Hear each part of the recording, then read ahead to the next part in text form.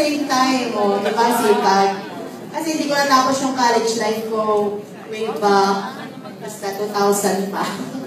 So, bakit ako nandito sa lifestyle? Bakit? Unang-una sa lahat, kami yung, parang naging tindera ko ng lola ng husband ko, then nagbantay kami sa tindahan sa Alabang. Then nakita ko yung angel upline ko na walang pakpak si Executive Director, si Ma'am Paz Abrio. So yun, yung pinsan ko kasi, retired teacher, 63 years old, babae yun, wala namang bisyo, pero may stage 4 lang cancer siya. Yes. So, hindi ko alam yung intra, mas nauna pa silang nakaalam kasi meron daw nagbigay sa kanila doon na co-teacher niya before na parang distributor na from Isabela yata. Then, sabi ko, bakit kasi, ano yung iniinom ni ate? Kasi may friend akong sa Santi Barley. Kaya ako nakilala yung intra, bakit ako nandito sa His Lifestyles. Naanap niya kasi ako na, friend, sabi niya, join tayo sa Santi Barley na kasi siya. Join ka sa Santi Barley, tapos yung pinsan mo na, na stage 4 lung cancer, baka magbe-benefit siya, sabi niya sa akin.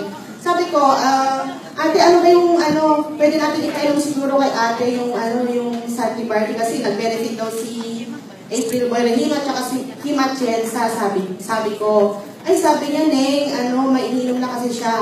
Ano yan, tignan mo nga yung tatak, sabi ko. Saglit lang, sabi niya. Yun, tinignan daw niya, intra, sabi niya.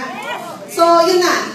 Sabi, intra. Sige, ayaw mong itry, sabi ko. Wag na, kasi baka sabay-sabay, sabi niya. Yun lang muna, kasi parang yung day na yun, at bibigay lang sa kanila yung product. So, to cut the story long short, naging curious ako sa intra. One time, bumili ako ng, may bagong bukas na bakery, Kambal Pandesal, tanda ko pa yun. Naglalakad ako. Tapos, bigla ko nakita yung presto kasi kaibigan ko na yung kapatid ni ate. Parang kilala na kami. Sabi ko, uy, intra. Sabi ko, ito yung iniinom ng pinsan ko. Narinig ng kapatid niya. So yun, kinuha niya yung number ko, iniwan ko din. Ayun doon na nagsimula yung journey namin ni Ate Paz kung bakit kami nagkasama na ngayon dito. So yun, sa madaling salita, nag-benefit yung pinsan ko na stage 4 lung cancer within a month lang. Bedridden na siya, talagang naka-diaper na, ganun.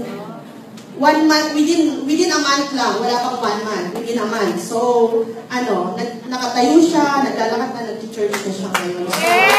Yung product ko, wala akong masabi. Sobrang galing. So, wala na masasabi sa product. Yung business naman, pag-aaralan na lang, makinig sa mga sponsors at saka yung mga GMPs para magiging GMP din tayo. Okay? So, good morning again and God be the glory.